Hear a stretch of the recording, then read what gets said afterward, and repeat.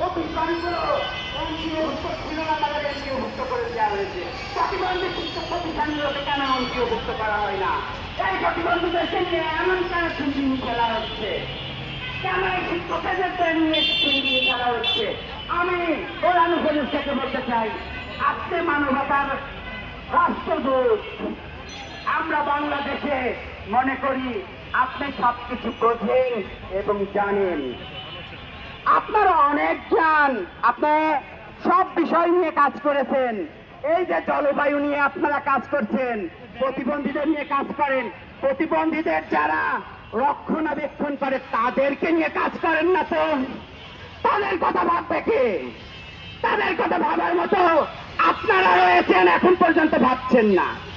আসলে এনাদের কাজ আজ হয়ে গিয়েছে শুধু প্রতিবন্ধীদেরকে নিয়ে তারা স্কুলে যাবে, তাদের স্কুল প্রতিষ্ঠানে তাদেরকে নিয়ে করবে, আর ফায়দা লুটবে আপনার বড় বড় আপনার চেয়ারে যারা আছে তারা ফায়দা লুটবে। বলেন, তারা ফায়দা লুটার জন্য এই প্রতিবন্ধী শিক্ষকদেরকে জিম্মি করে তারা ফায়দা লুটছে। বিদেশ থেকে অস্ত্র আসছে, এই অস্ত্র আসছে, এইগুলো আপনারা ভোগ করছেন। এইটা তো ভোগ করার কথা যে শিক্ষকগুলো তার মেধা, তার শ্রম দিয়ে এই প্রতিবন্ধীদেরকে প্রতিষ্ঠিত করে চলছে। আজ প্রতিবন্ধীরাই এদের কারণে সরকারি প্রতিষ্ঠানে চাকরি পাচ্ছে, এবং কি সবাই পাচ্ছে না। আমার বলার ভিতরে যদি ভুল ত্রুটি হয়ে থাকে আপনারা ক্ষমার দৃষ্টিতে দেখবেন। অনেক প্রতিবন্ধী শিক্ষিত হয়েও তারা ঘুরে বেড়াচ্ছে, এই শিক্ষার তাদের কোনো মান থাকছে না। প্রতিবন্ধীদেরকে নিয়েও কটূক্ত করা হচ্ছে, এবং আমাদের স্যার ম্যাডামদেরকে নিয়েও কটূক্ত করা হয়।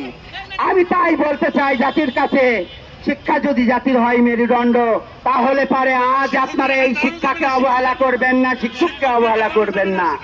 এই শিক্ষককে অবহেলা করলে পারে এর ফল ভয়ঙ্কর হবে।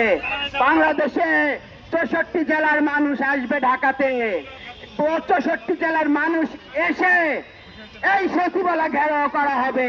আমরা যমুনা, আমি বলবো না যমুনা ঘেরাও করব, কি করতে সচিবালয় যদি অচল করে দেওয়া হয়, এমনি আপনার যমুনা অচল হয়ে যাবে।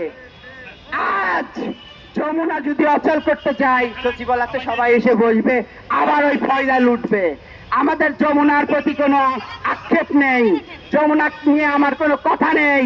আমি শুধু বলবো স্যার, আপনি একজন শিক্ষক, আপনি জানেন শিক্ষকের ব্যথা, আপনি একজন নোবেল বিজয়ী, আপনি আমাদের বিষয়গুলো মাথায় রাখবেন এবং আপনি এই বিষয়গুলো দ্রুত সমাধান করবেন।